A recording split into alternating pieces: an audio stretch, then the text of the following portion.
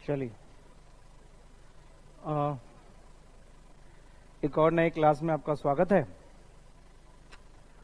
और आशा करता हूं कि इकोनॉमिक्स की आपकी एक अवधारणा बन रही है धीरे धीरे, और आपको जो लग रहा होगा या पहले जो कुछ लोग भ्रमित थे या यूँ कुछ लोग डरे हुए थे, इकोनॉमिक्स टफ है या इस तरह की चीज़ें हैं, अभी तक आपको ऐसा मुझे लगता है नहीं लगा होगा। चीज़ें जो कोशिश हो रही हैं समझ में आई होंगी, ठीक है। और अगर अब तक का सफ़र अच्छा है तो विश्वास रखिए आगे का भी सफ़र अच्छा ही होगा, ठीक है। तो अब शुरू करते हैं। एग्रीकल्चर चैप्टर चल रहा था और ये काफ़ी थोड़ा बड़ा चैप्टर हो गया, कुछ दिनों से चल ही रहा है ये, ठीक है।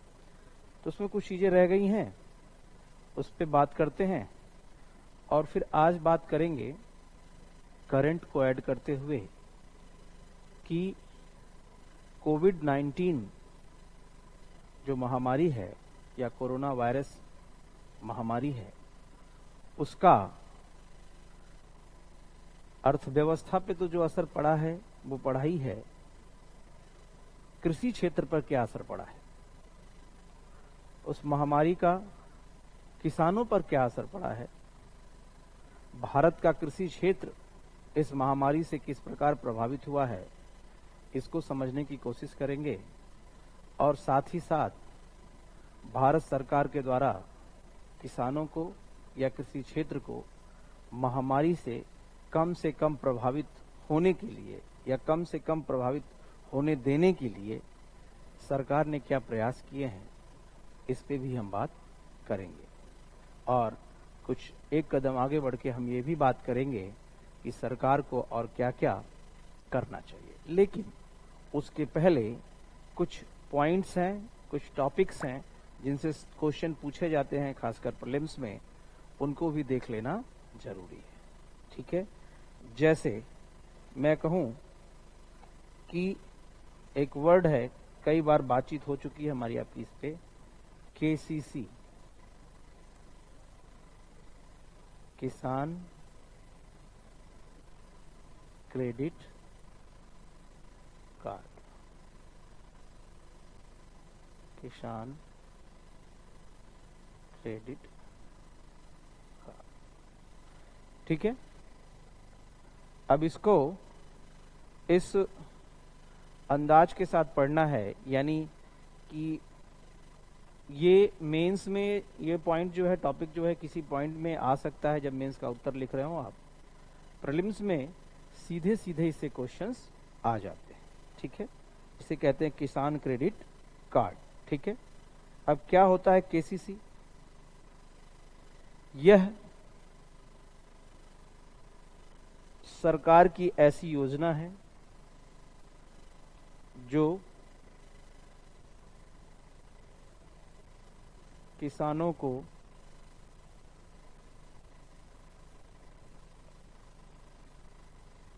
आसान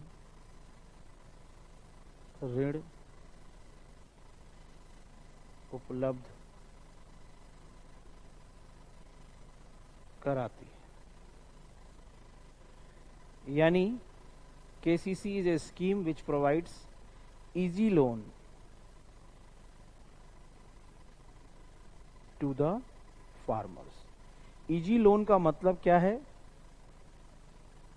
कम ब्याज दर पर लोन। इसको इंग्लिश में कहेंगे लो इंटरेस्ट लोन। और आपको क्या लगता है, किसानों को कम ब्याज दर पर लोन मिलना ही चाहिए। क्यों? क्योंकि एग्रीकल्चर एक बहुत बिजनेस नहीं है या एक बहुत बड़ा बिजनेस नहीं है जिससे किसान बहुत बड़ा लाभ कमा लेगा। भारत में जो एग्रीकल्चर का स्वरूप जो है वो सर्वाइवल का है, लिवलीहुड का है। इसलिए किसान को हाई इंटरेस्ट रेट नहीं दिया जा सकता।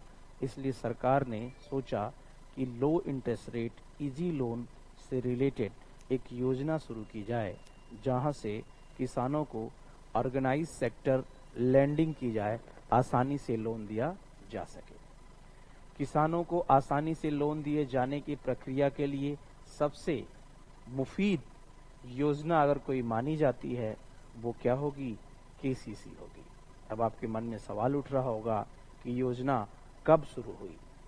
तो इस योजना की शुरुआत 1998 को की गई, 1998 started. This scheme was started.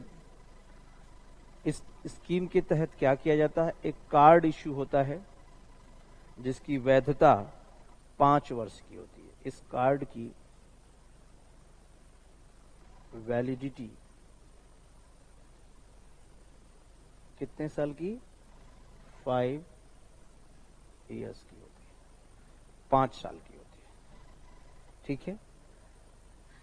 इसको मैनेज कौन करता है? इस लोन को आप गेस करिए। मैंने बताया था, क्या लिखा है? नाबार्ड। फुल फॉर्म रिकॉल कर पा रहे हैं नाबार्ड का? National bank for agriculture and rural development. मैंने कहा था कि एग्रीकल्चर लोन के लिए,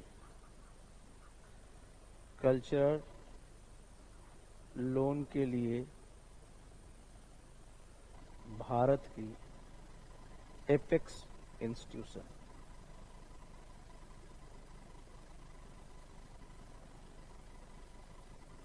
एपेक्स इंस्टीट्यूशन एग्रीकल्चर लोन के लिए इंडिया का ये क्या सबसे बड़ा शीर्ष संस्थान है। यानी कि केसीसी जो योजना है वो किसके द्वारा मैनेज की जाती है? तो किसके द्वारा मैनेज की जाती है? इसका प्रबंधन कौन देखता है? तो इसका प्रबंधन नाबार्ड देखता है। कोई डाउट? चलिए, बहुत सिंपल एक एक लाइन से लेके चलते चलेंगे और ये आपके दिमाग में इंफॉर्मेशन फीड होती जाती है, कोई दिक्कत आए नहीं वाली नहीं है। ठीक है ना? अब यह इस कार्ड को जो भुगतान, इसका जो इससे कर्ज लेंगे वो भुगतान 12 मंथ्स में, यानी 12 महीनों में करना होता है। इसका जो पेमेंट है, भुगतान 12 मंथ में करना होता है। ठीक है। और यह योजना किसानों को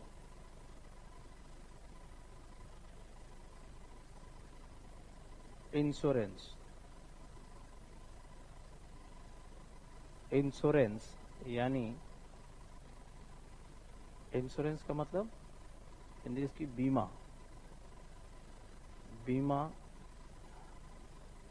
भी देती है।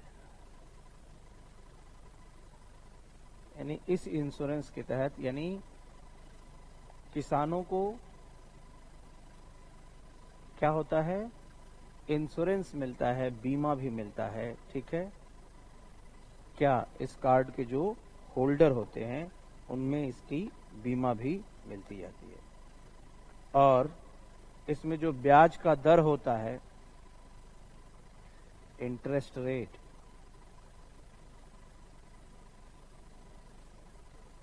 4% होता है।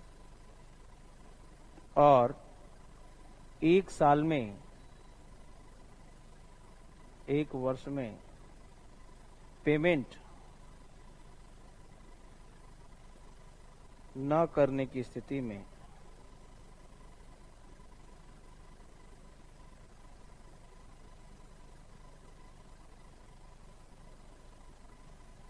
एक साल में पेमेंट ना करने की स्थिति में क्या होता है?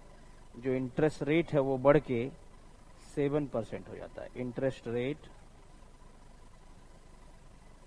Increase up to 7%। ठीक है,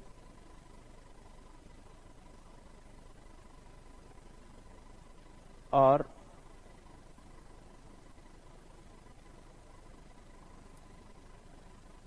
तो ये एक योजना है, और ये चर्चा में क्यों रहती है बार बार, क्योंकि ये बहुत बड़ा एनपीए का कारण बना हुआ है, और वो मैं आपको समझा चुका हूं कैसे कि जब चुनाव आता है, डेमोक्रेसी है, इसमें फैशन हो चुका है क्या किसानों के कर्ज माफ करने का, तो इसलिए किसान को इस बात का एश्योरेंस रहता है कि जब चुनाव आएगा तो एक राजनीतिक मुद्दा बनेगा और हमारा कर्ज माफ होगा। इसलिए जो किसान योग्य भी होते हैं इस कर्ज को रीपे करने के, वो भी इसको वापस नहीं करते, जिसका कारण ये होता है कि एक दबाव बनता है किसके ऊपर, सरकार के ऊपर, क्योंकि सरकार का ही पैसा नाबार्ड में लगा होता है, और नाबार्ड बैंकों को जितना भी केसीसी वो दिए होते हैं उन्हें रीफाइनेंस कर देता है। इसलिए नाबार्ड से पैसा बैंक को चला जाता है, बैंक से पैसा किसको, किसान को चला जाता है, किसान देने से मना कर देता है, तो बैंक के पास तो पैसा आ चुका होता है, इसलिए इसका बर्डन नाबार्ड पे पड़ता है। और नाबार्ड में पैसा कौन रखता है, सरकार रखता है और आरबीआई रखती है। आरबीआई ने क्या किया, नाबार्ड से अपनी हिस्सेदारी बेच दी, ये बात आपको पता है पहले से। ठीक है, चलिए एक और देखते हैं, क्या, soil health card. Soil health card शायद सुना हो आपने, मृदा स्वास्थ्य कार्ड, मृदा स्वास्थ्य कार्ड, यानी सॉइल हेल्थ कार्ड, मृदा स्वास्थ्य कार्ड। देखिए शुरू किया गया 19 फरवरी 2015 को। कहां,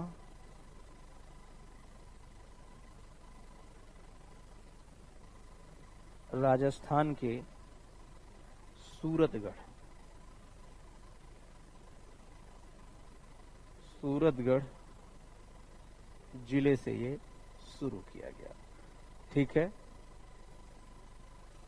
और इस प्रोग्राम को चला कौन रहा है, ठीक है, agriculture ministry, ministry of agriculture,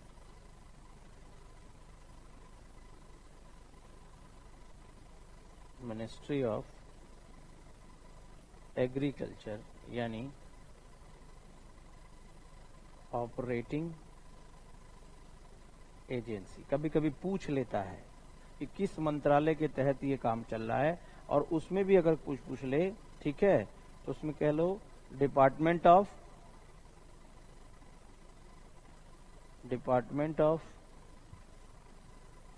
agriculture and corporation.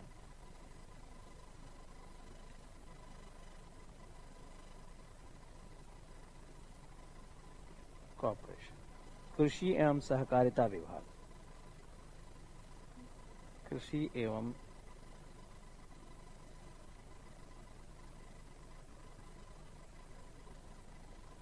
समझ में आ रहा है ये मैं क्यों बोल रहा हूं, ये बात आपको समझ में आ रही है। अब लास्ट ईयर के पेपर्स जब लगाएंगे देन आपको समझ में आएगा कि चीजें मैं क्या कह रहा हूं। कृषि एवं सहकारिता विभाग द्वारा ये क्या किया जाता है, ऑपरेशन किया जाता है, इस स्कीम को चलाया जाता है। ठीक है, अब क्या है इस स्कीम में, प्रत्येक किसान, आप सुनते रहिए और लिखते रहिए, किसान के, देखिए ज्यादा लिखने पे ध्यान मत दीजिए, सुनिए इस बात को मैं क्या कर रहा हूं। सॉइल हेल्थ कार्ड क्या है, इस चीज को लेकर के अच्छा स्कीम है। कब शुरू किया गया, 19 Feb 2015 में राजस्थान के सूरतगढ़ से इसकी शुरुआत की गई। अब क्यों शुरुआत की गई इसको समझिए, और कौन ऑपरेट करता है ये मैं आपको बता दिया हूं। अब क्यों शुरुआत की गई इसको बात को समझने की कोशिश करिए। सॉइल हेल्थ, मिट्टी की सेहत। अब बताओ मिट्टी की सेहत कैसे जानेंगे, और उसका कार्ड बनना। अगर आप देखिए कोई जॉब कर रहा हो तो उसके ऑर्गेनाइजेशन में उसका हेल्थ कार्ड होता है। अगर किसी बहुत अच्छी यूनिवर्सिटीज में या यूनिवर्सिटीज में जब आप पढ़ रहे हो या अभी भी पढ़ रहे हो आप, स्टूडेंट का हेल्थ कार्ड होता है, ठीक है।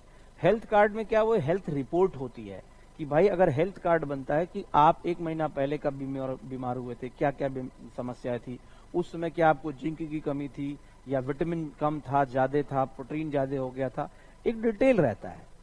फिर उससे क्या हो जाता है, इलाज करने वाले को आसानी मिल जाती है कि भाई इस पेशेंट का ये केस हिस्ट्री रहा है। केस हिस्ट्री पता कैसे चलता है, उसके हेल्थ कार्ड से। अब यही कॉन्सेप्ट लगाया गया किसमें, एग्रीकल्चर सेक्टर में। किसान से कहा गया कि जिलों में क्या किया जाए, एग्रीकल्चर रिसर्च सेंटर बनाए जाएं।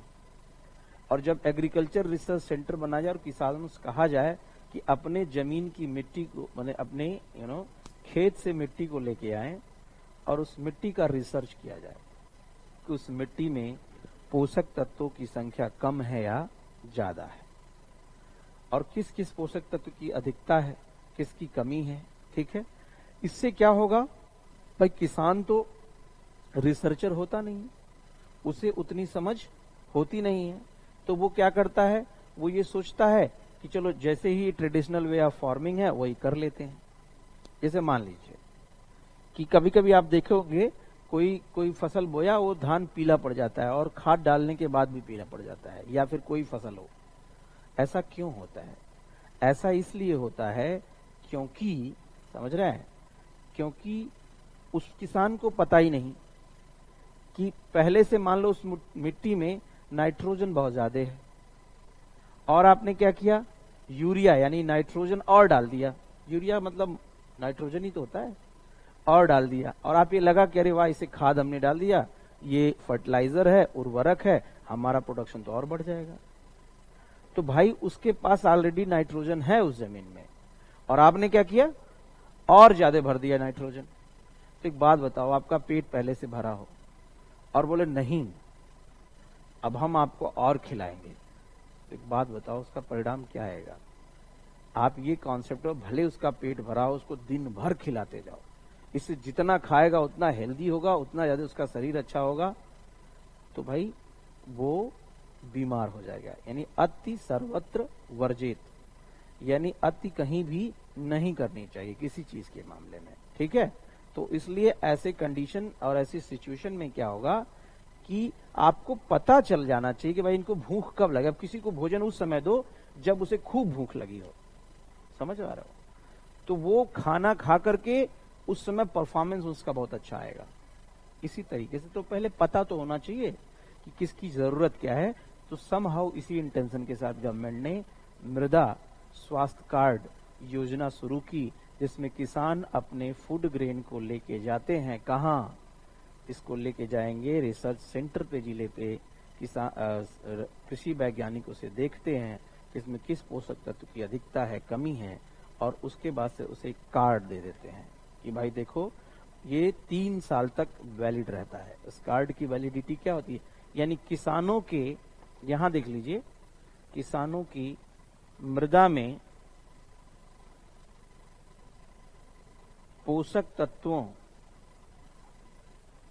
का पता लगाया जाना, यानी किसकी कमी है, तो इस इंटेंशन के साथ ये शुरू किया गया, ठीक है। अब क्या होता है, यह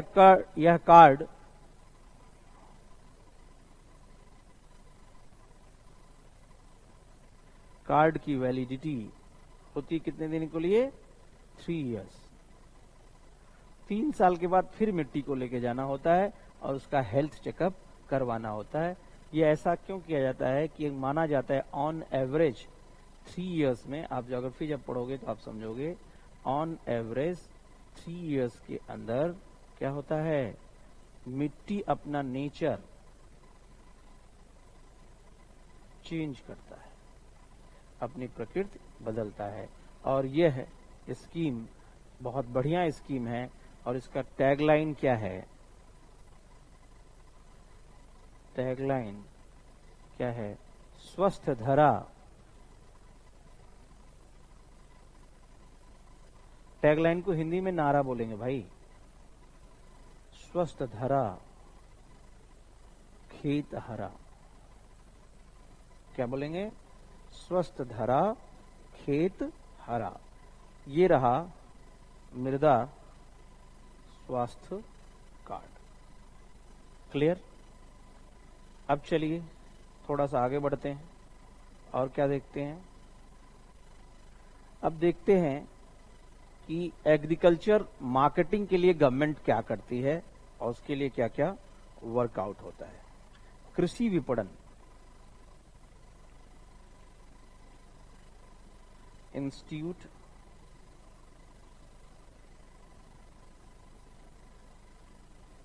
related to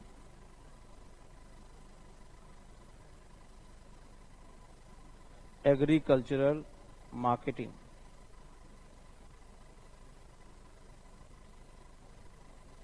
institutes related to agriculture marketing, यानी कृषि विपणन से जुड़ी हुई संस्थाएं। पहला लिखते हैं नफेड, NAFED। ये क्या है? इसका फुल फॉर्म होगा, आप लोग भी लिखते चलें, national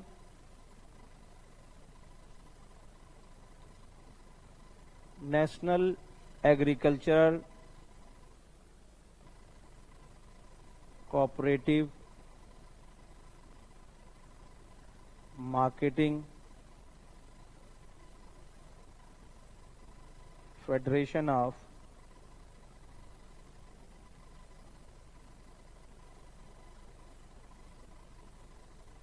India limited. National agricultural cooperative marketing federation of India limited. ठीक है। अब ये क्या है नफेड, इसको समझिए। ठीक है। नफेड की स्थापना, मैं फिर दोहरा दे रहा हूं, national agricultural cooperative marketing federation of India limited, NAFED, कब बना?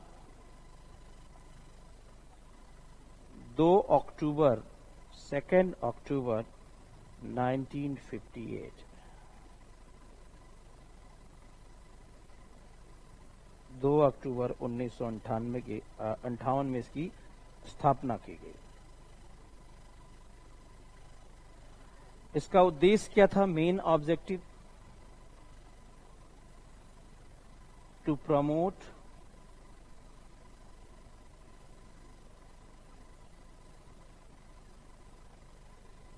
cooperative marketing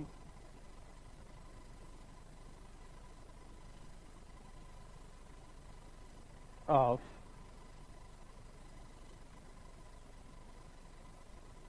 agricultural goods। दूसरा मैं अभी समझा दूंगा, घबराना नहीं है। ठीक है। दूसरा,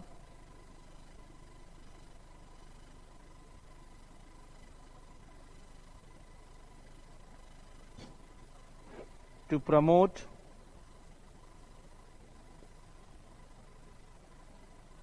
food processing industry and horticulture sector in India।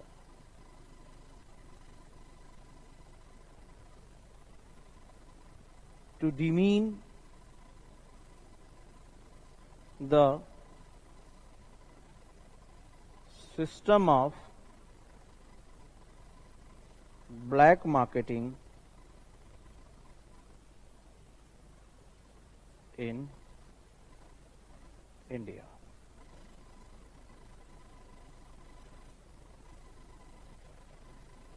To manage to manage interstate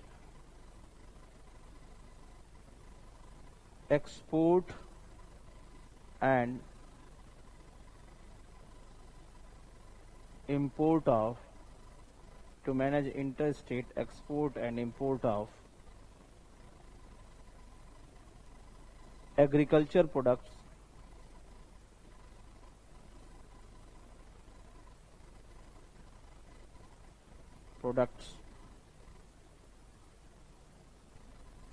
in India। चलिए, अब मैंने तो लिख लिया इसके उद्देश्य को। मैंने इसलिए लिख लिया क्योंकि ये पूछता है, ठीक है, और इंग्लिश में लिखा है, तो हिंदी में घबराना नहीं है। मैं बताता चलूंगा और जो जरूरी लगा वो मैं क्या करूंगा, लिखता चलूंगा, ठीक है। तो अब देखिए, टू प्रमोट कोऑपरेटिव मार्केटिंग, इसकी हिंदी होगी सहकारी विपणन। हिंदी माध्यम वाले भी हिंदी से थोड़ा परेशान हो जाएंगे। सहकारी विपणन, ठीक है, को क्या बढ़ावा देना। तो क्या होता है कोऑपरेटिव मार्केटिंग? किसके? कृषि उत्पादों का।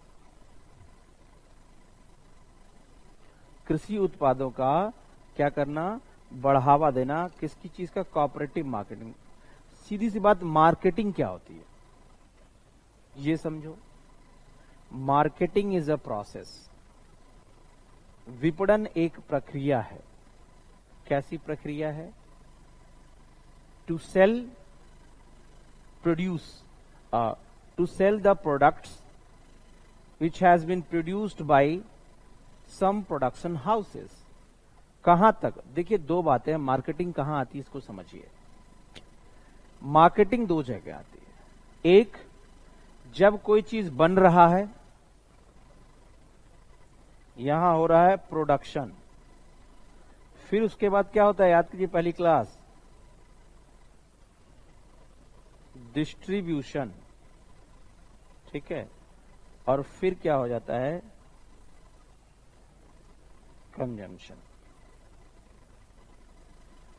ये प्रक्रिया है। यानी उत्पादन,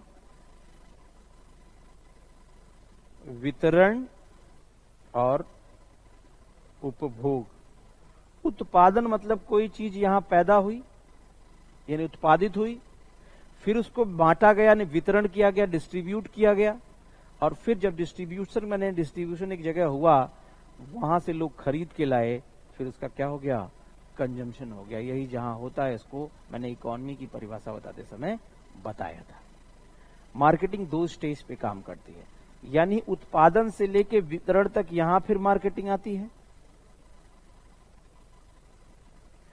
भाई, किसी कंपनी के मेन सिचुएशन से, ठीक है, उसको उठा करके, ठीक है, वहां से ले जाना, और फिर उसके बाद से क्या करना?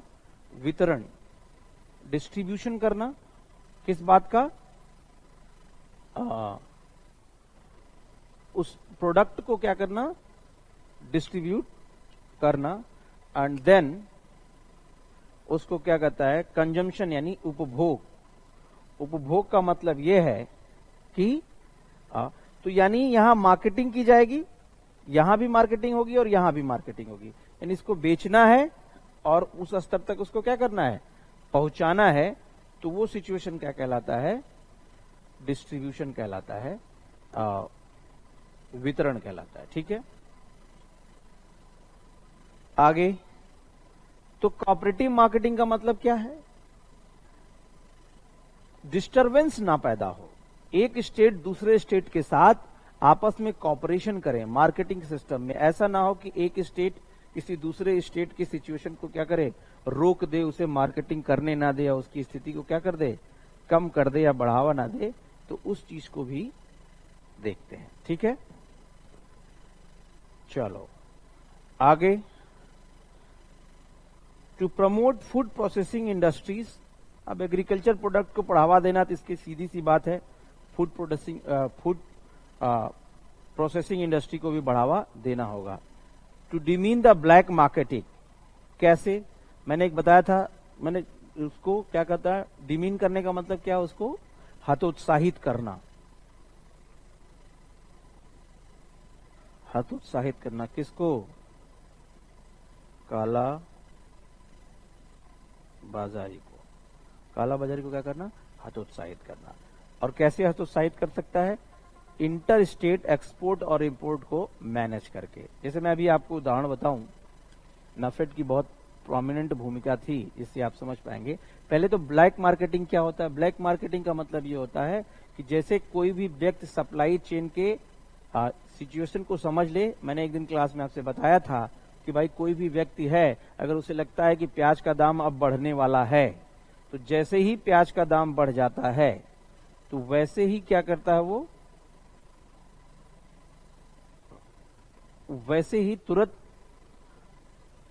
उसकी यानी स्टोरेज करना शुरू कर देता है। और जब डिमांड और बढ़ जाती है, सप्लाई रुक जाती है, तो फिर उसको हाई रेट पे या ऊंचे दाम पे क्या करता है, उसको बेचने की कोशिश करता है, जिसको कहते हैं ब्लैक मार्केटिंग, काला बाजारी। ठीक है, तो इसको दूर करने के लिए अगर कहीं भी किसी चीज की शॉर्टेज होती है तो वो क्या करता है, नफेड एक जगह से खरीद करके दूसरे जगह मैनेज करता है, यानी एक स्टेट से दूसरे स्टेट बेचता है। जैसे अभी बहुत अच्छा भूमिका आया है नफेड का, क्या वो बहुत कश्मीर में जब आर्टिकल 370 को हटाया गया तो उसके बाद क्या हुआ कि वहां पे जो सेब का उत्पादन करने वाले व्यापारी थे या फिर उत्पादक थे या वहां से सेब लाने वाले व्यापारी थे, उनके ऊपर बड़ा बुरा असर पड़ने वाला था।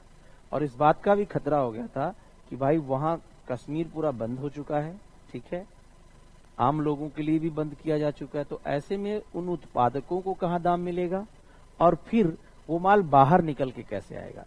तो सरकार ने इससे ऐसी स्थिति में नफेड को आगे किया। और आप देखिएगा, देखे होंगे कश्मीर में इतने दिनों तक बंद होने के बावजूद भी सेब की सप्लाई पे कोई असर नहीं पड़ा और उसके रेट पे भी बहुत डिफरेंस नहीं आया। उसका रीजन यही था कि नफेड ने क्या किया, बहुत बड़े मात्रा पे वहां से उत्पादकों से सेब खरीदना शुरू किया और फिर उस सेब को ला करके इधर यानी इंडिया के दूसरे भागों में, नहीं साउथ इंडिया की तरफ और दूसरे भागों में उसको फैलाया या उसको बेचा या उसको, तो this is what cooperative marketing. ठीक है, मुझे लगता है इस उदाहरण से आप नफेड की भूमिका समझ पाए होंगे। जैसे मान लो नासिक में संतरे हो रहे हैं, अब उसको नफेड अपने क्या स्ट्रेटजी से, मार्केटिंग स्ट्रेटजी से वहां से खरीद करके तमिलनाडु तक उसको पहुंचाएगी। यानी नॉर्थ इंडिया से साउथ इंडिया तक जो चीजें जहां पाई जाती हैं वहां अधिकता, जैसे केरल में मसाले हैं तो मसालों को खरीद के नॉर्थ ईस्ट की तरफ या नॉर्थ इंडिया की तरफ उसको सेल आउट करना ही नफेड का काम है। मुझे लगता है नफेड समझ में आ गया होगा। अगला है ट्राइफेड, TRIFED। फेड मतलब फेडरेशन, समझ में आ रहा होगा, ठीक है। ट्राइफेड इसका फुल फॉर्म होगा tribal cooperative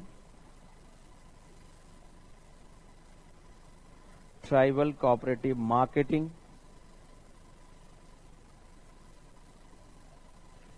development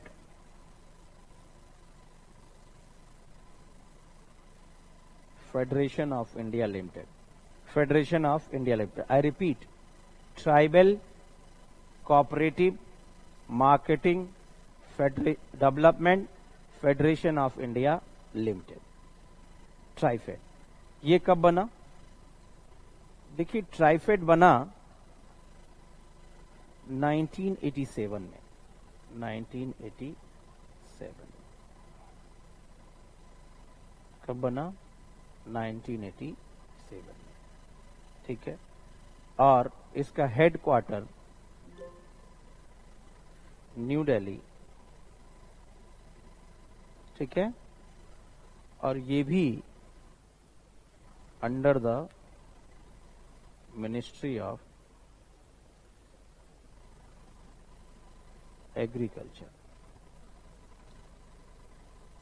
agriculture ministry के तहत ये क्या करता है, काम करता है। और इसका काम क्या था, दो ही काम है इसके। क्या, एक तो वर्क या ऑब्जेक्टिव जो भी लिख लो, पहला to provide better price, to provide better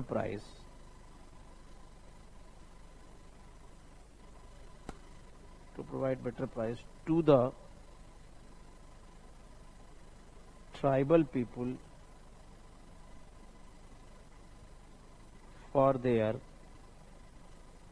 products। आदिवासियों को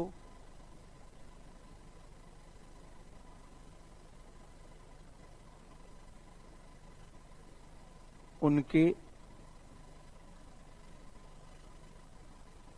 उत्पादों की अच्छी कीमत देना, और दूसरा क्या, आदिवासियों को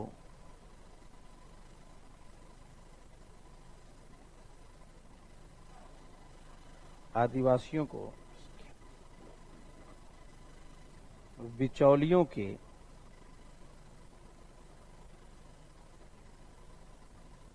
शोषण से बचाना,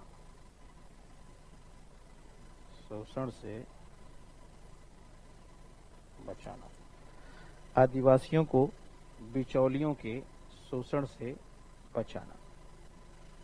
यानी बिचौलियों मतलब क्या,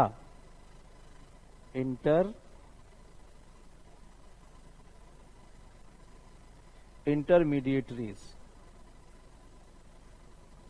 बिचौलियों को क्या, एक्सप्लॉयटेशन।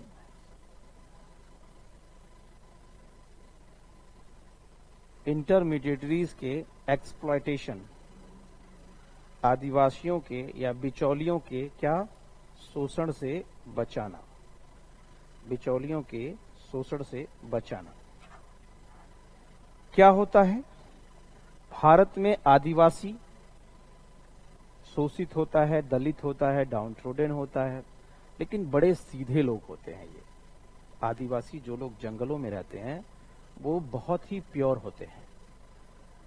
जितना ही अर्बनाइजेशन बढ़ता है, व्यक्ति शहरों की तरफ जाता है, जितना ही कॉरपोरेट या भौतिकवाद की तरफ बढ़ता जाता है व्यक्ति, उतना ही कलुषित होता जाता है। लेकिन सबसे सच्चे और भोले लोग, आप कभी इस चीज को अनुभव भी करेंगे या मुझे लगता है जानते भी होंगे, गांव में या फिर जंगलों में रहने वाले लोग होते हैं। ठीक है, तो उनकी जीविका, आदिवासियों की जीविका जो जंगलों में रह रहे हैं, जनजाति हैं, उनकी जीविका क्या है, वन उत्पादों या जंगल में मिलने वाले प्रोडक्ट से, या जो भी वहां प्रोडक्शन हो रहा है उसी से चलती है। अब क्या है कि उन्हें बहुत दुनियादारी का ज्ञान नहीं है, शिक्षा नहीं है, अवेयरनेस नहीं है, उन्हें मार्केटिंग का नॉलेज नहीं है। ऐसे में क्या है कि उन्हें पता ही नहीं होता कि उनका जो उत्पाद है वो कितने दाम का है या उसका कितना मांगना चाहिए, ये उन्हें कुछ आइडिया नहीं। सरकार ऐसे में आगे आती है और ट्राइफेड बनाती है, और ट्राइफेड से कहती है कि किसानों, अब उसके पास उन्हें जब पता नहीं होता तो जो बिचौलिए होते हैं, इंटरमीडिएटरीज होते हैं, वो उनका शोषण कर लेते हैं। वो उन्हें कहते हैं मार्केट में चीज इतने में ही मिल रही है तो हम भी बेचेंगे तो कुछ कमाएंगे, इसलिए आपको इतना ही देंगे। जबकि वो क्या करते हैं, और उन्हें उतने में देने के लिए क्या करते हैं बिचौलिए, मजबूर करते हैं या प्रेशराइज्ड करते हैं, जिससे उनका एक्सप्लॉयटेशन होता है। इसलिए क्या किया जाता है, इस चीज को निपटने के लिए ट्राइफेड से आगे आती है और अच्छे दामों पर किसानों की उपज को सीधे खरीद लेती है। ठीक है, तो ये हो गया ट्राइफेड। चलिए अब थोड़ा सा एक अगला टॉपिक है, इसको समझते हैं। वो क्या है? वो टॉपिक है प्रधानमंत्री फसल बीमा योजना। प्रधानमंत्री फसल बीमा योजना लिख लीजिए छोटा सा।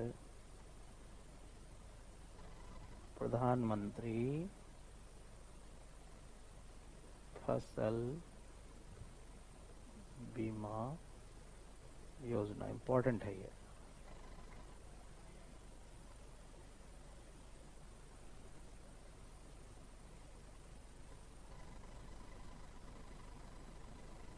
ठीक है, अब पॉइंट वाइज चलते हैं। कब शुरू किया गया? 13 जैन 2016 को स्टार्टेड।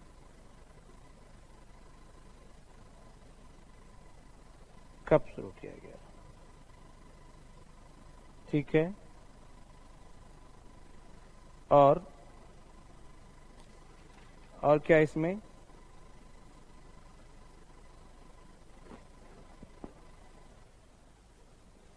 इसे किसानों को सबसे कम दाम पर पूर्ण क्षतिपूर्ति किया जाता है। ठीक है, यानी फुल पेमेंट होता है। ठीक है, यानी जो भी आपको चीजें हुई हैं, ठीक है, वो पूर्णतः जो भी आपको नुकसान हुआ है उसकी क्षति की जाती है। ठीक है, राष्ट्रीय कृषि बीमा योजना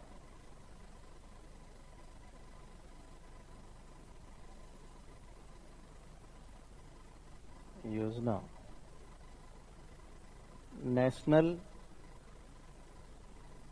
agriculture insurance scheme has been merged with this scheme। राष्ट्रीय कृषि बीमा योजना को इस योजना के साथ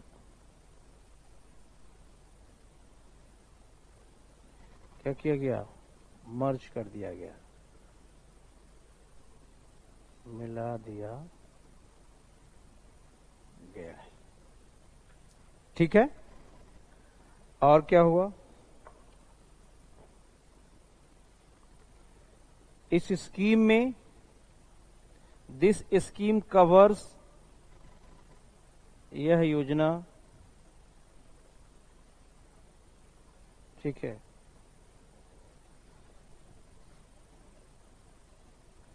कवर करती है सभी खाद्यान्न फसलें,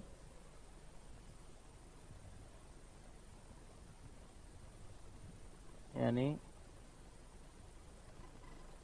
फूड ग्रेन्स को, और किसको? वाणिज्यिक फसलें,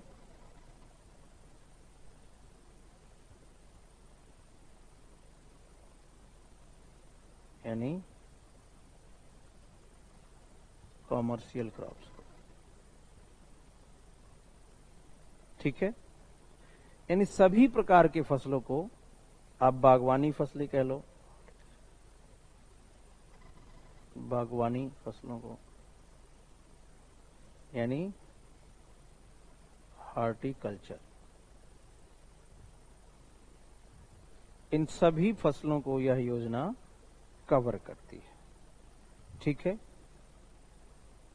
और किसान को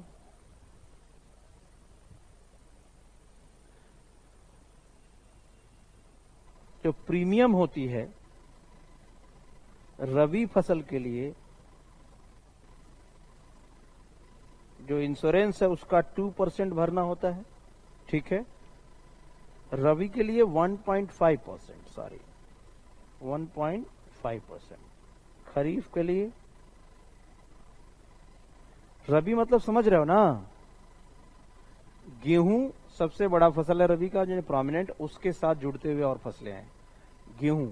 और खरीफ का बहुत फसल क्या है, धान। इसमें किसकी चल रही है, खरीफ, यानी धान की चल रही है। तो जो भी अभी बताता हूं प्रीमियम क्या होता है। प्रीमियम मतलब क्या होता है, प्रीमियम का मतलब क्या है, पॉलिसी जो भी आप लेते हो उसका एक प्रीमियम आपको जमा करना पड़ता है। प्रीमियम का मतलब ये होता है कि ऐसे इंस्टॉलमेंट समझ लो आप, ठीक है। तो छोटे छोटे एक हर एनुअल आपको प्रीमियम भरना पड़ता है। तो जो भी इंश्योरेंस होगा अगर रबी क्रॉप्स के लिए तो किसान को कितना, 1.5% इंश्योरेंस का, खरीफ के लिए 2%, और वाणिज्यिक के लिए, कॉमर्शियल क्रॉप्स के लिए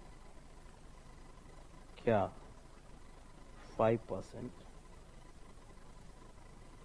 जमा करना होता है। 5% जमा करना होता है। कॉमर्शियल क्रॉप्स के लिए कितना जमा करना होता है, 5% जमा करना होता है, ठीक है। ये क्या है, प्रीमियम हमको देना पड़ता है। क्यों देना पड़ता है इसको समझिए। आपको एक छोटा अमाउंट तो देना ही पड़ेगा इस चीज को करने के लिए, ठीक है। और आपको पूर्ण जितना इंश्योरेंस के लिए कहा गया है वो पूर्ण क्षति दी जाती है, ठीक है। और इस बीमा में कोई कैपिंग की सुविधा है नहीं है, no capping.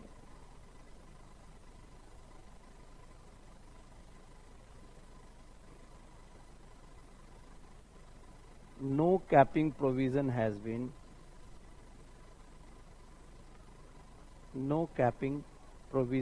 been mentioned in this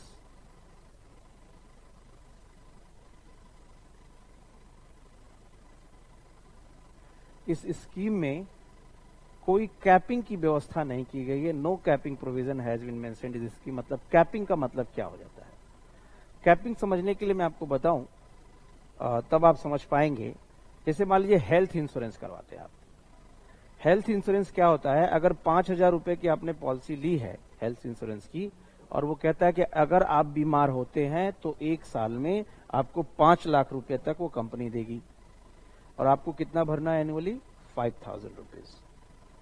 अब उसमें क्या कह देता है कि आपको 5 लाख तक के करेंगे हम, लेकिन उसमें क्या कर देता है वो कंपनी कि आपके कैपिंग कर देता है, यानी आप इतने 1,000 रुपए का ही बेड ले सकते हैं जब आपको हॉस्पिटल में हो, यही हॉस्पिटल जा सकते हैं आप, ठीक है।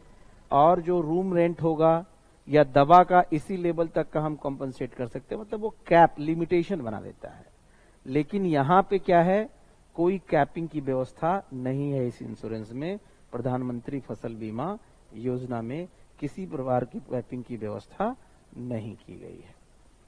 क्लियर हो रही बात, यानी ये समझ में आया प्रधानमंत्री फसल बीमा योजना, ठीक है। चलिए अब बात करते हैं थोड़ा सा खाद्य सुरक्षा, फूड सिक्योरिटी की बात कर लेते हैं, ठीक है। किसकी बात करते हैं, खाद्य सुरक्षा की बात कर लेते हैं, ठीक है। क्या होता है फूड सिक्योरिटी, थोड़ा सा समझिए इस चीज को लेकर के। फूड सिक्योरिटी मैंने बताया है आपको, फिर एक बार बता दे रहा हूं, क्योंकि ये भी एक टॉपिक है पूरा आप में, तो उसको थोड़ा सा कवर करना पड़ेगा।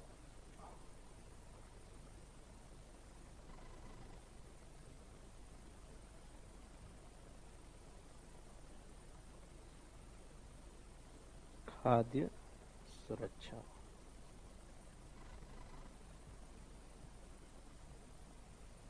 हालांकि पीडीएस मैंने अलग से बताया है, वहां पे ये चर्चा हुई है फूड सिक्योरिटी की, ठीक है। लेकिन इसमें क्या है कि कुछ छोटी छोटी और चीजें हैं जिन्हें मैं आपको बता देता हूं, और उसके बाद से खाद्य सुरक्षा मिशन की बात कर लेंगे। यानी हम यहां बात करेंगे क्या है खाद्य सुरक्षा। खाद्य सुरक्षा के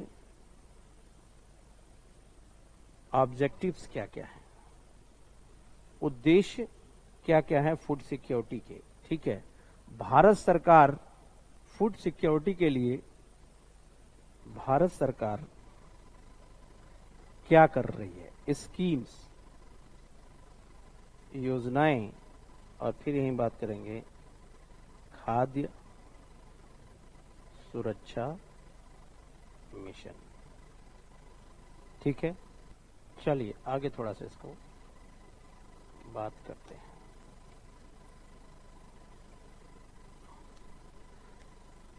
देखिए क्या है खाद्य सुरक्षा। ये एक अवधारणा है। खाद्य सुरक्षा क्या है, ये एक अवधारणा है। कैसी अवधारणा है, इसको थोड़ा समझिए। मैंने तीन बातें इसके लिए बहुत बेसिक बताई थी, इस बार फिर रिपीट होगा। क्या, एक तो एक्सेसिबिलिटी, दूसरा क्या, अवेलेबिलिटी,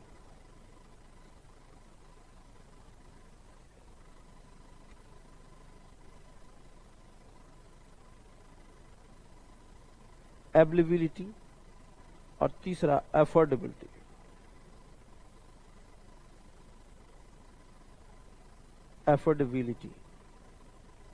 अफोर्डेबिलिटी, ठीक है। अवेलेबल हो, एसेसिबल हो और अफोर्डेबल हो। अगर ये तीन चीजें हैं तो ही होगा फूड सिक्योरिटी। खाद्य सुरक्षा एक ऐसी अवधारणा है जो कहता है कि खाद्यान्न उपलब्ध भी हो, एसेसिबल, खाद्यान्न तक पहुंच भी हो, और पहुंच, उपलब्धता, और अफोर्डेबल मतलब खरीद सके, अफोर्ड कर सके। पहुंच, उपलब्धता और खरीद सके, है ना। उपलब्धता और उसकी अफोर्डेबिलिटी। ये अवधारणा जहां पे आई उसे ही खाद्य सुरक्षा कहते हैं। ठीक है, आइए, फूड सिक्योरिटी हमने समझा था। खाद्य सुरक्षा से संबंधित कुछ योजनाओं के बारे में जान लेते हैं। यानी स्कीम्स,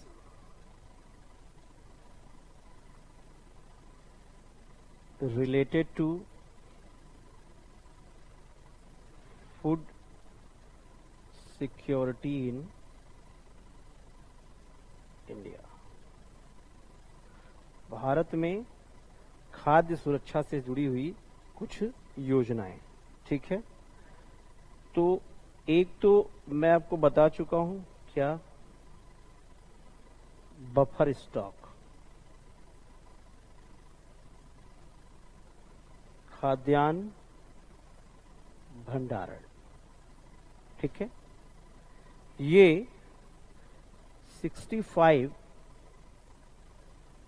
में एफसीआई के बनने के साथ शुरू हुई। क्यों, दो बातें थी मैंने बताया था। एक तो क्या, पीडीएस के लिए अनाज, और दूसरा क्या बात थी, आपातकाल के लिए। आपातकाल जैसे सूखा, बाढ़ एटसेट्रा, आपातकाल के लिए अनाज की व्यवस्था। आपातकाल यानी इमरजेंसी।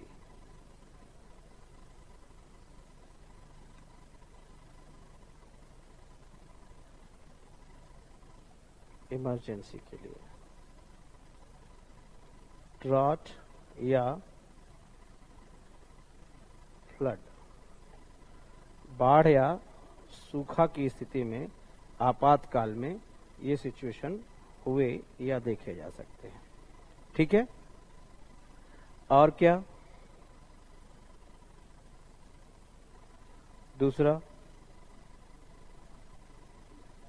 दूसरा है पीडीएस। पीडीएस व्यवस्था यानी पब्लिक डिस्ट्रीब्यूशन सिस्टम, पीडीएस। ये आपको मैं पूरा डिटेल में बता चुका हूं। तीसरा एएवाई, अंत्योदय अन्य योजना, ये भी बता चुका हूं। 2000 में स्टार्ट हुई। ठीक है, क्या था इसमें? पर फैमिली, कैसी फैमिली? गरीबों में गरीब। पर फैमिली 35 केजी फूड ग्रेन किस रेट पे? 321। मोटा अनाज, गेहूं और ये क्या? राइस देना। ये क्या है? एएवाई। फिर क्या है चौथा? अन्नपूर्णा योजना।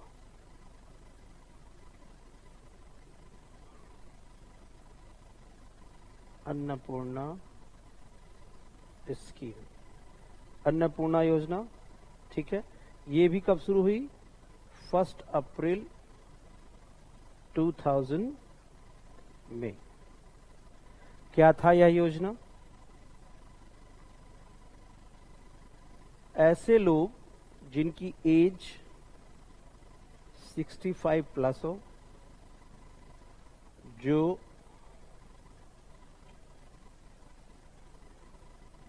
ओल्ड एज पेंशन के लाभार्थी बेनिफिशरीज ना हो, उनको per month 10 KG food grain free में दिया जाएगा। ठीक है, फूड ग्रेन कैसे फ्री में दिया जाएगा? कैसे लोगों को? जो 65 प्लस के हों या एज उनसे अधिक हो और जो पर मंथ क्या करते हों?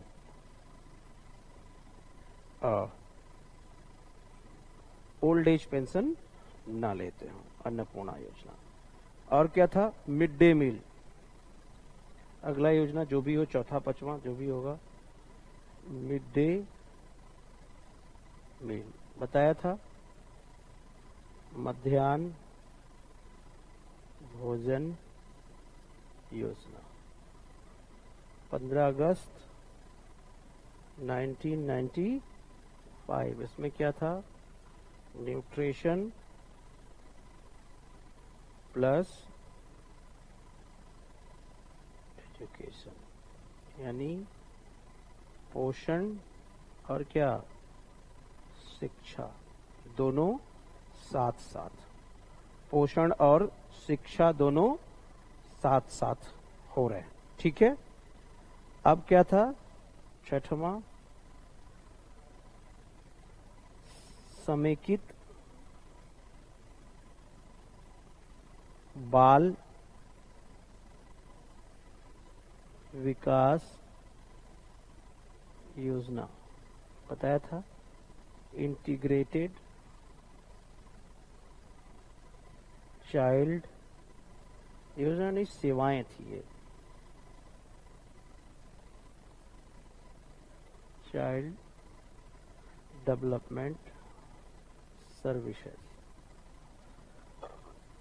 मैंने बताया था इसको जब मैं फूड सिक्योरिटी बिल बता रहा था, ठीक है। तो इसमें क्या था कि 6 साल तक के बच्चों को आंगनवाड़ी के माध्यम से उनके न्यूट्रिशन, महिलाओं को, बच्चियों को, प्रेग्नेंट वेमेन को उनके न्यूट्रिशन के लिए, उनके देखभाल के लिए, उनके हेल्थ के लिए सारी व्यवस्थाएं की जाती हैं, ठीक है।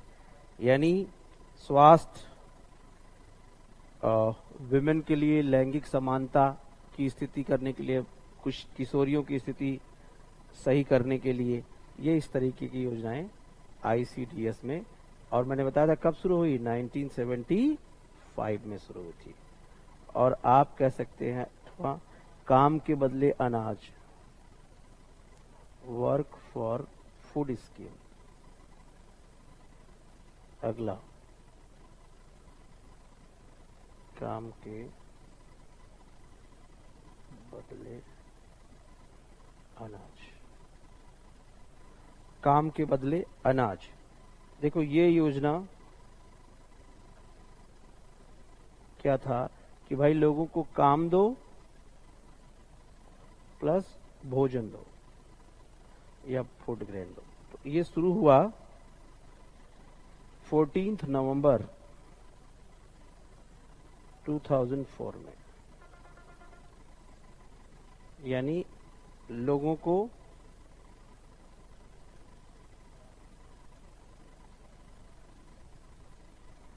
अकुशल श्रम देकर उन्हें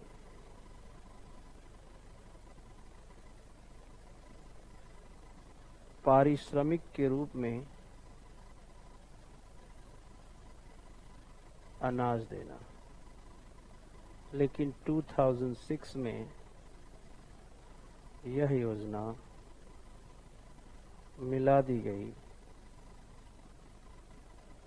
किसमें, मनरेगा में। This scheme was merged with क्या, मनरेगा। और फिर आता है अगला आपका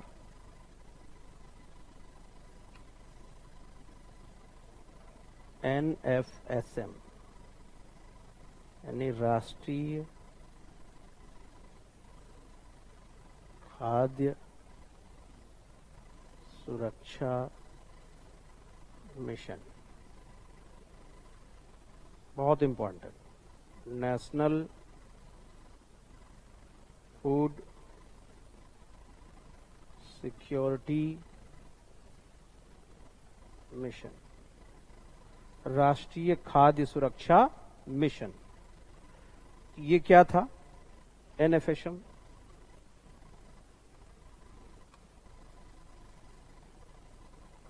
NFSM क्या था, राष्ट्रीय खाद्य सुरक्षा मिशन।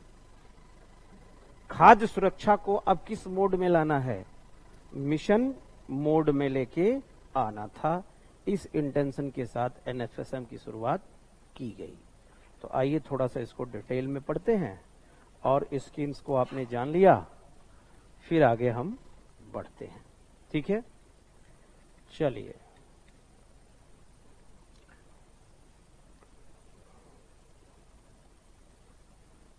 कब, अक्टूबर 2007 से स्टार्ट हुआ, ठीक है।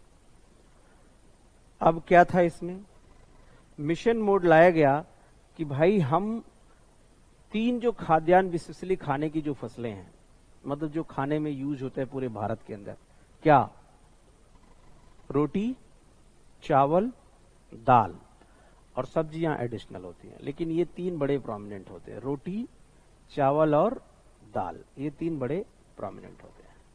ऐसे में क्या होता है कि इनके उत्पादन को अगर बढ़ाया जाए तो उत्पादन बढ़ेगा तब, मिशन मोड तभी होगा जब उसमें कोई टारगेट होगा। इसे आप पढ़ते जा रहे हैं, लेकिन जैसे ही आपके पास टारगेट हो गया IAS या PCS, तो आपकी पढ़ाई मिशन मोड में आ जाती है। हालांकि कुछ लोग ऐसे होते हैं वो उसी तरह रहते हैं, टारगेट वारगेट का बहुत असर उनके ऊपर नहीं पड़ता है, ठीक है। लेकिन फिर भी जो जागरूक हैं, समझदार हैं, वो जैसे ही टारगेट मिलता है वो मिशन मोड में आ जाते हैं। यहां भी यही किया गया। क्या किया गया? देखिए 3 चीजें हैं। एक तो राइस, चावल, वीट और पल्सेस, यानी चावल, गेहूं और दाल या दालें। अब क्या किया गया? इसमें मिशन मोड दिया गया कि 11वीं पंचवर्षीय योजना के अंत तक, 11th 5-year प्लान, ये कब था? 2007 से 12 तक, ठीक है। इसमें ये टारगेट दिया गया, ठीक है, कि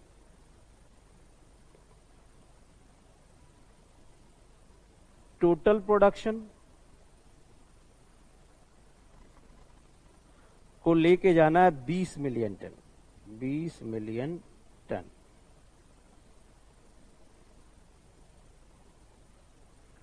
टोटल प्रोडक्शन कितना करना है? 20 मिलियन टन करना है।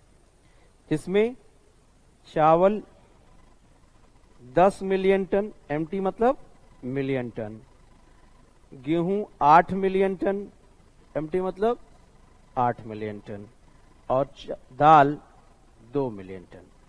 और टोटल कितना हो गया? टोटल हो गया ना 20 मिलियन टन टारगेट। फिर क्या हुआ? 12th 5-year प्लान में, 12वीं पंचवर्षीय योजना में, इन 12th 5-year प्लान यानी 2012 टू 2017 में। अब इसको क्या किया गया? जब नई पंचवर्षीय योजना आई तो एनएफएसएम को फिर से रिवाइज्ड किया गया। और उसमें क्या किया गया? रिवाइज्ड करने के बाद क्या किया गया? रिवाइज्ड करने के बाद चावल यानी राइस,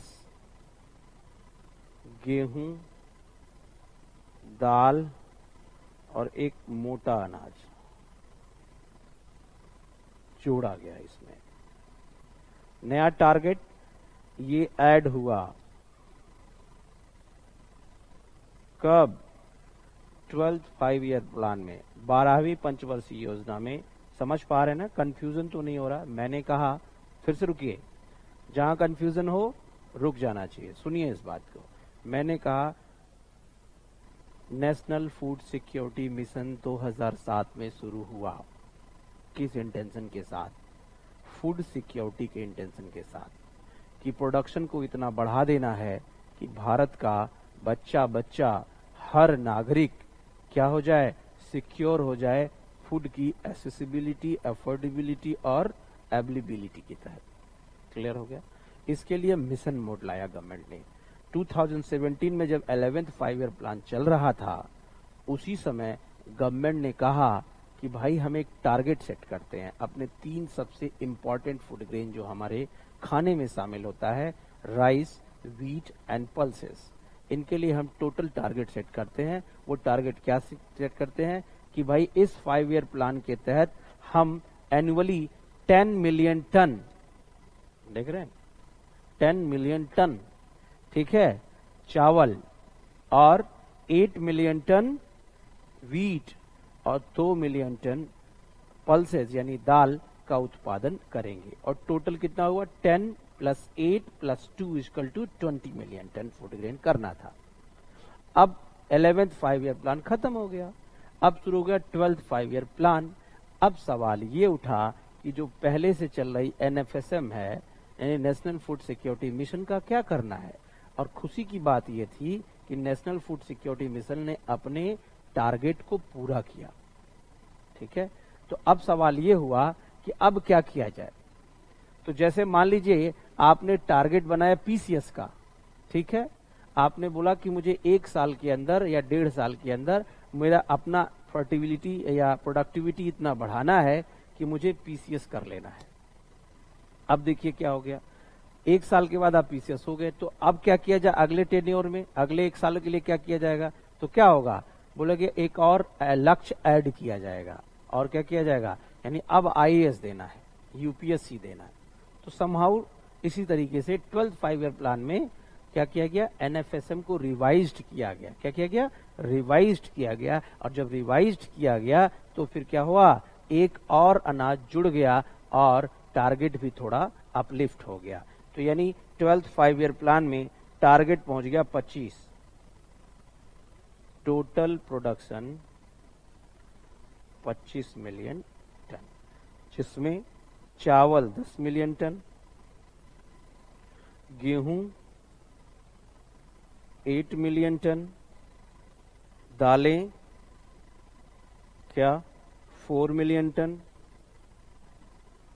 और मोटा अनाज कितना 3 मिलियन टन टारगेट किया गया। और ये टोटल कितना हुआ 25 मिलियन टन। क्लियर। तो ये है एनएफएस सम। और नेशनल फूड सिक्योरिटी एक्ट मैं आपको पहले भी बता चुका हूं। राष्ट्रीय खाद्य सुरक्षा बिल मैं आपको बता चुका हूं। आइए अब थोड़ा समझते हैं एग्रीकल्चर पर कोविड का क्या असर पड़ा, impact of Covid on agriculture. इसको थोड़ा सा देखते हैं अच्छे से। ये करंट है और ये आपको बिल्कुल नया मिलेगा, और ये बर्निंग इशू है कोविड-19। अगर कहीं भी हो, और ये जान लीजिए क्वेश्चंस आने ही आने हैं मेंस में भी और सीसी को लेकर के। तो लिखिए impact of covid on agriculture.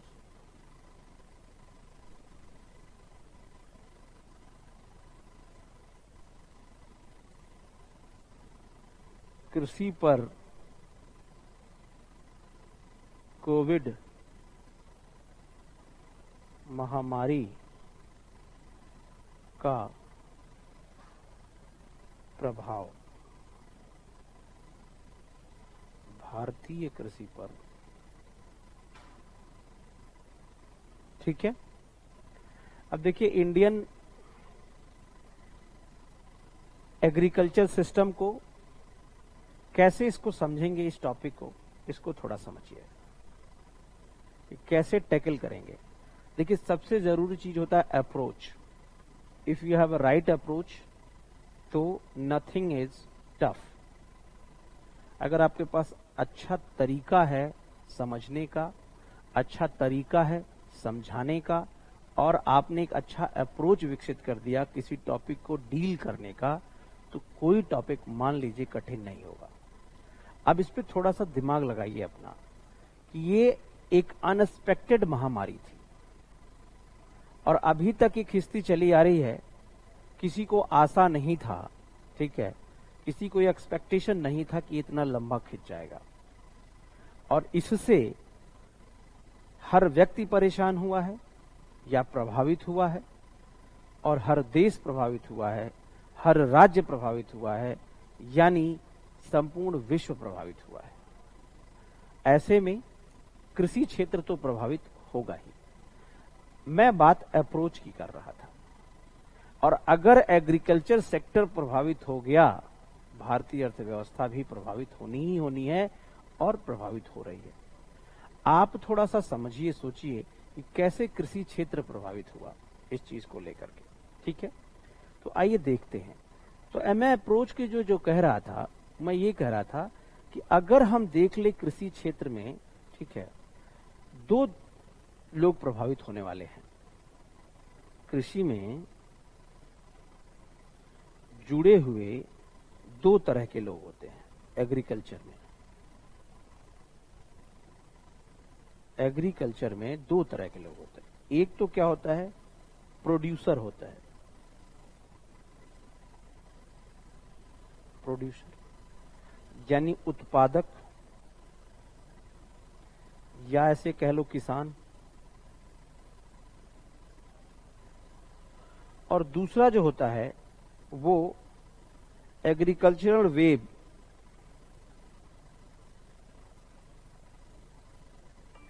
Agricultural veg labour होता है।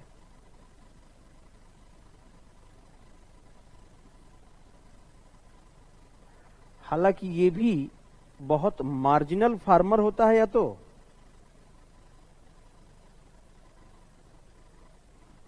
या कह लो लैंडलेस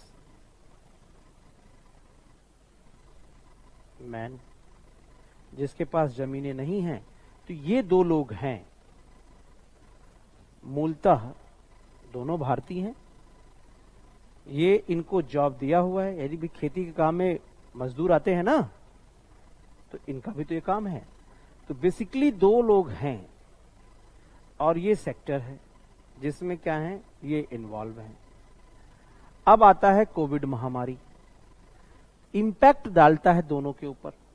तो मैं कह रहा हूं अगर हम इन दोनों की स्थितियां समझ लें और ये दोनों कैसे वर्कआउट करते हैं आपस में और इकोनॉमी में कैसे अपनी भूमिका निभाते हैं, वो चीज समझ लें तो हमें समस्या समझ में आ जाएगी। बहुत आसान बात है इसमें, ठीक है। दूसरी चीज क्या है, हम ये जान ले अगर सरकार इस समस्या को निपटने के लिए क्या कर रही है, यानी आत्मनिर्भर भारत अभियान, जो बहुत बड़ा महाआर्थिक पैकेज आया, इसके बारे में हम जान ले, ठीक है। अब देखो क्या समस्या आई, इस चीज को समझो। समस्या ये आई, इसके लेवल पे क्या समस्या आई। समस्या ये आई कि जैसे ही कोविड महामारी आया, यानी मार्च या फरवरी, अप्रैल, यही टाइम था। और इस टाइम पे क्या है, रबी की फसल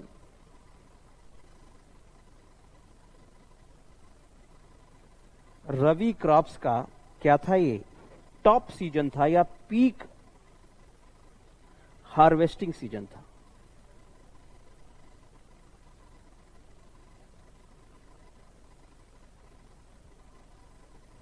यानी फसल की कटाई, यानी फसल पक कर तैयार थी। जब ये महामारी आया है तो उस समय फसल क्या थी, आपकी पूरी की पूरी पककर तैयार थी, यानी पीक हार्वेस्टिंग सीजन था। यानी किसान के लिए वो समय सबसे ज्यादा इंगेज रहने वाला था। ऐसे में आ गया कोविड-19, कोरोना वायरस। अब इससे क्या होगा, इससे क्या है, हो गई लॉकडाउन की स्थिति। लॉकडाउन की स्थिति में क्या हो गया, बॉर्डर्स ब्लॉक्ड हो गए, ठीक है, मूवमेंट रुक गए, ठीक है, और बहुत सारी स्थितियां खराब होने लगी। तो भाई इस प्रोड्यूसर को क्या प्रॉब्लम होने लगा, इस किसान को क्या समस्याएं होने लगी। पहला तो अगली फसल के लिए इसे सीड्स, फर्टिलाइजर और पेस्टिसाइड्स, बीज, उर्वरक, और भाई उसके तुरंत बाद इसको बोना था। नाशकों की क्या है, सप्लाई या शॉर्टेज होने लगा, शॉर्टेज होने लगा। क्यों, due to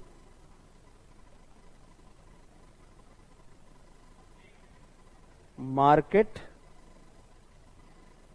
disturbance, due to market disturbance. Market disturb होने के कारण, यानी सप्लाई नहीं हो रहा है, ट्रांसपोर्टेशन रुका हुआ है, तो किसान को सीड्स, फर्टिलाइजर और पेस्टिसाइड्स मिलना मुश्किल हो गए, शॉर्टेज हो गए, जिससे क्या है, उन्हें बहुत महंगा मिलना शुरू हुआ। ठीक है, और सिचुएशन और खतरनाक होने लगी। तो इस तरीके से यह प्रभावित हुआ। दूसरा तरीका क्या है, लॉकडाउन के कारण, due to lockdown, no movement. ठीक है, तो जो एग्रीकल्चर प्रोडक्ट्स हैं किसान के,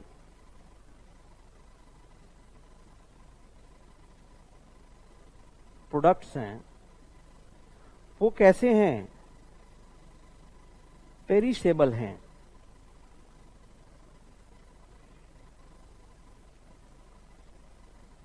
मतलब नष्ट होने वाले। इससे क्या हुआ, बहुत समय तक उसे वो रख नहीं सकता,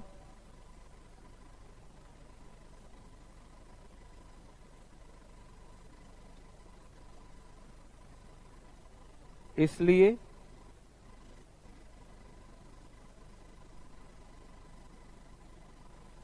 उसकी क्वालिटी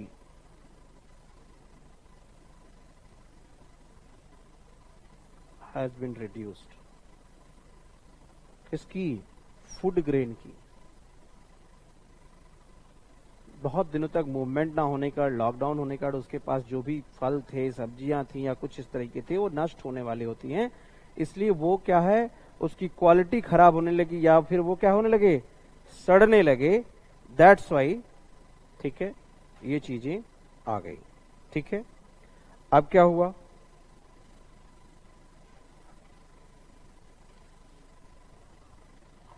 और किस तरीके से परेशान हुआ।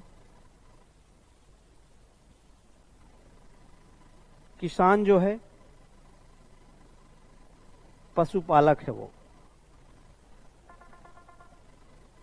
ठीक है, तो जो उसके पशुओं को खिलाने का चारा, पशुओं को क्या है, खिलाने का जो उसका चारा था, वो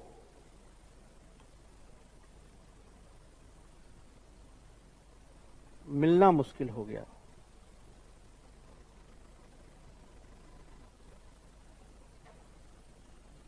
टू फीड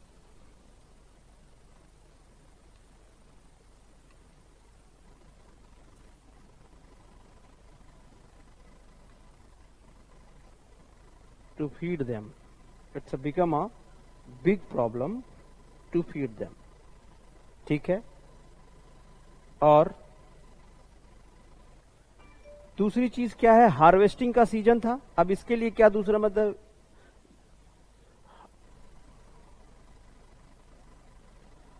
हार्वेस्टिंग का पीक सीजन। इससे क्या, मार्जिन माइग्रेंट्स,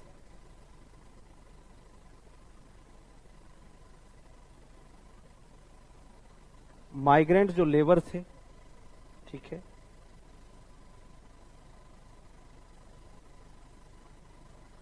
जो माइग्रेंट्स लेबर थे, वो लौट के चले आए अपने गांव की तरफ। तो जैसे पंजाब हुआ, हरियाणा हुआ, ऐसे बहुत सारी जगहों पर जो खेती काम करने वाले मजदूर पलायन करते हैं, वहां जाके उन्हें काम मिलता है, वो गए नहीं, माइग्रेंट लेबर्स नहीं गए। इससे क्या, उन्हें दिक्कतें हुई। किन्हें, किसानों को। किसानों को क्या हुई, दिक्कतें हुई। ठीक है, और फिर क्या समस्या हुआ, यानी इन्हें समझ पा रहे हैं इस चीज को, यानी बहुत से किसान थे, जब बहुत सारे मजदूर अपने घरों को लौट गए, तो उन किसानों को अपने खेतों में कटाई के लिए, उसकी मड़ाई के लिए मतलब मजदूर मिलने मुश्किल हो गए। जैसे पंजाब, हरियाणा, ऐसे जगहों पे बहुत बड़ी मात्रा में उत्तर प्रदेश से, झारखंड से, बिहार से बहुत बड़े मात्रा पे क्या खेती में काम करने वाले मजदूर जाते हैं और पूरे सीजन वहां काम करते हैं। अगर आपने मूवी देखी हो उड़ता पंजाब, तो उसमें आलिया भट्ट ने जो रोल किया है वो एक शायद बिहारी माइग्रेंट का ही रोल किया हुआ है, ठीक है, जो वहां के खेतों में काम करते हैं, ठीक है। तो इसलिए ये भी एक मुद्दा आया, ठीक है। और उसका बड़ा मुद्दा क्या है, यहां पे जब वो गांव में आ गए तो वो मजदूर वहां काम उन्हें, वो तो किसान वहां परेशान तो हुए, यहां पर क्या हुआ, यहां उन्हें काम मिलना दिक्कत हो गया। गांव में, अपने गांव में काम की समस्या, जब इन्हें अपने गांव में काम की समस्या तो यानी बहुत कम मजदूरी पे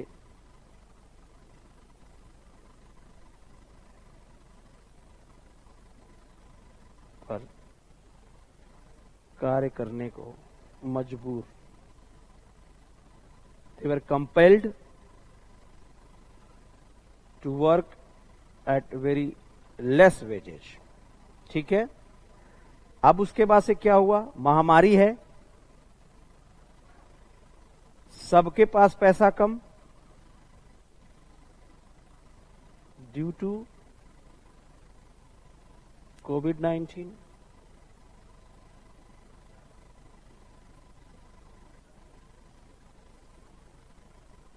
people has low income, then low demand of food and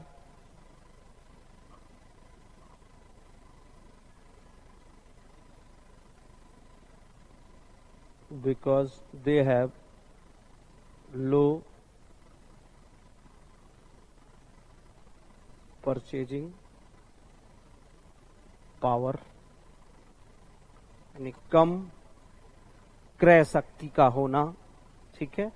अब जब डिमांड ही कम हो जाएगा, लोगों की खेती कम है, लोगों के पास इनकम कम है, लोगों के पास क्या परचेजिंग पावर कम हो गई, इसलिए वो फूड ग्रेन का डिमांड भी कम करने लगे। तो इसका निगेटिव इंपैक्ट किस पे पड़ेगा बताइए, किसानों पे पड़ेगा कि नहीं पड़ेगा, ठीक है। और क्या होगा, अब इससे क्या है कि कुछ लोग क्या है डरे हुए थे, जो पैनिक थे, उन्होंने क्या किया, पूरा स्टॉक बनाना शुरू कर दिया। जब स्टॉक बनाना शुरू किया तो उससे क्या हो जाएगा, डिमांड सप्लाई डिस्टर्ब होगी। Due to panic some people started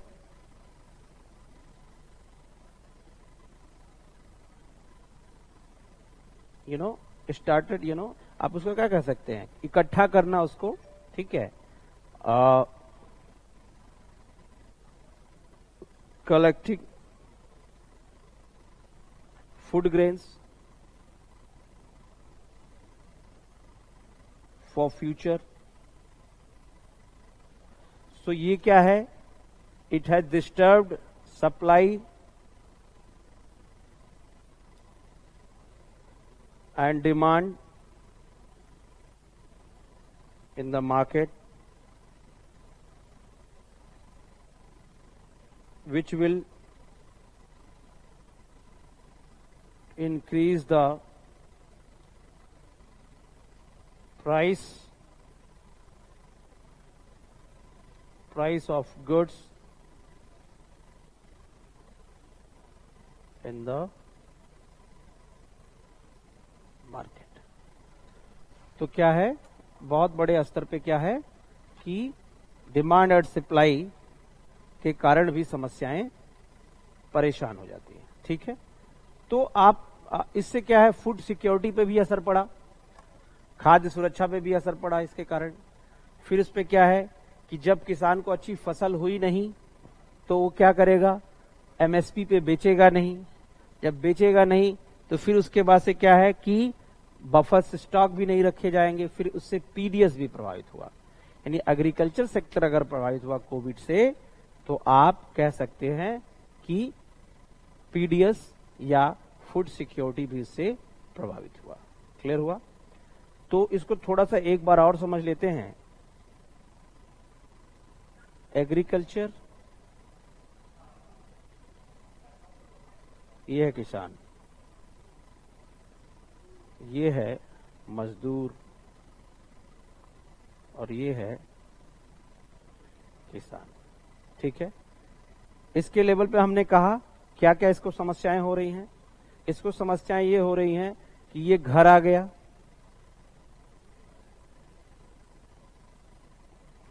लौट करके घर आ गया, तो भाई इसे कम काम पर संतोष करना पड़ रहा है, कम दाम पर, ऐसे कह लो, इसे कम दाम पर काम करना पड़ रहा है, इसे संतोष करना पड़ रहा है। ठीक है, और इसको क्या हो सकता है, इसको बहुत सारे, और यहां पे क्या है, ये कई स्तरों से प्रभावित हो रहा है। एक बात तो ये कैसे प्रभावित हो रहा है कि भाई डिमांड नहीं है, इसे सीड्स नहीं मिल पा रहे हैं, इसे फर्टिलाइजर्स नहीं मिल पा रहे हैं, इसे पेस्टिसाइड्स नहीं मिल पा रहे हैं, फिर उसके बाद से मजदूर नहीं है। ठीक है, फिर इसका सामान सड़ जा रहा है। क्लियर हुई बात? और ये भी मोर और लेस किसान ही होता है, इसलिए चीजें। तो सरकार के एफर्ट देखो क्या होता है, गवर्नमेंट्स एफर्ट। ठीक है, इसमें लिखो आत्म निर्भर भारत अभियान। ठीक है, तो देखो सरकार ने इससे हटने के लिए 20 लाख करोड़ का बहुत बड़ा आर्थिक 20 लाख करोड़ महा आर्थिक पैकेज,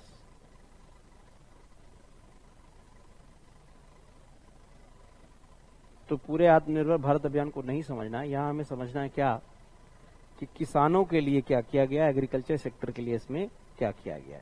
ठीक है, तो इसमें भाई तीसरे दौर यानी थर्ड ट्रेंच, तीसरे दौर के लगभग 6 दौर के, यानी 6 दिनों तक इसका एक्सप्लेनेशन किया गया था इस योजना का। तो तीसरे दिन या तीसरे दौर में बात हुई किसकी, एग्रीकल्चर की, इसमें आत्मनिर्भर भारत अभियान में। ठीक है, अब क्या क्या बात कही गई है ये देखिए। पहली बात तो ये कहा गया कि 1 लाख करोड़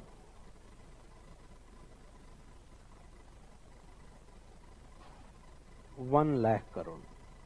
ठीक है, किसके लिए, कहां कहां ये खर्च होगा 1 lakh crore,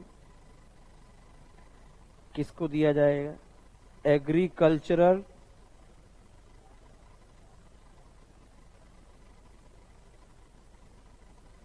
cooperative societies,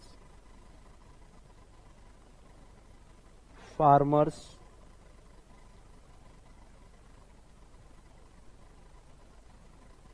producer organizers और स्टार्टअप्स। जो इस क्षेत्र में स्टार्टअप हैं, उत्पादक संगठन है, किसान हैं।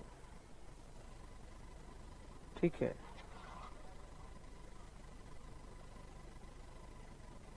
ठीक है, उत्पादक संगठक हैं, किसान हैं।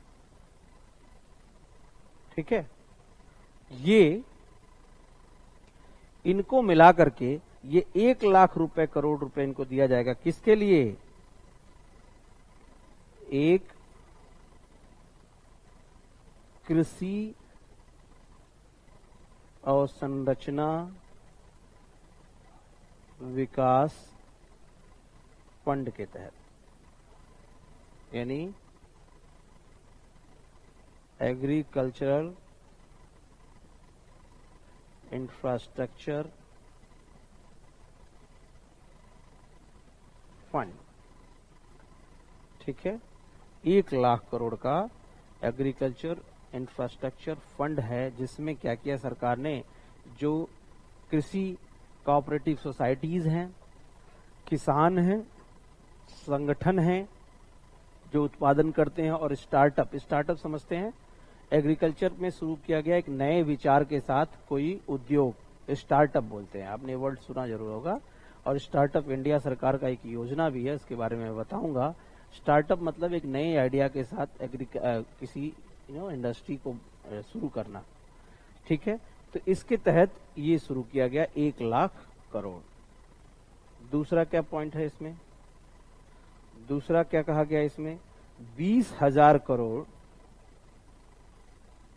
20,000 करोड़ इसको फिशरमैन,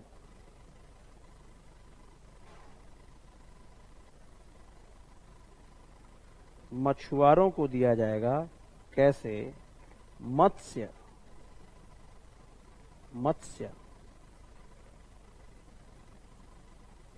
संपदा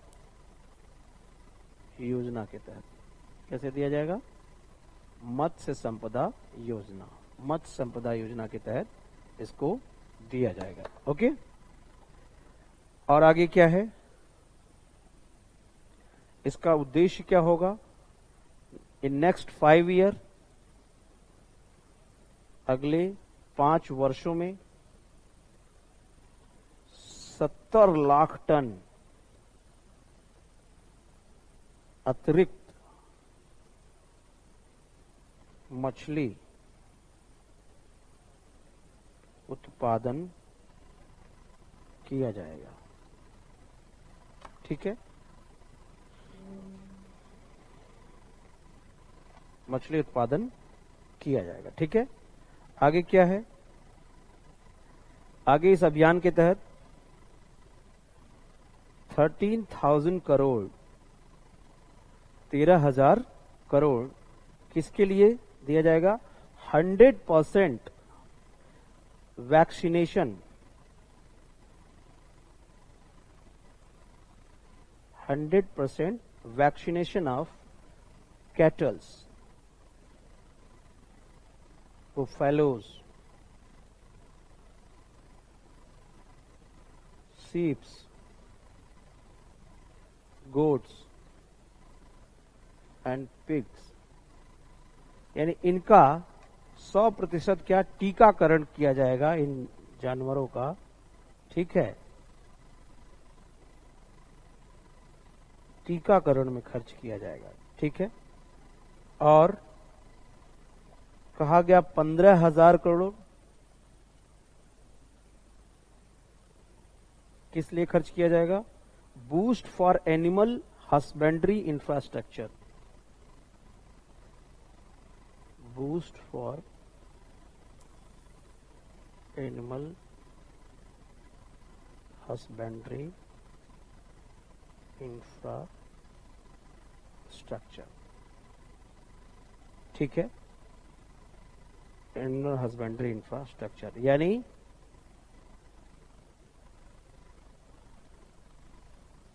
पशुपालन क्षेत्र में अवसंरचना विकास के उद्देश्य से कितना खर्च किया जाएगा, 15,000 करोड़। और यही कहा गया 5वां कि 4,000 crore promotion for herbal cultivation,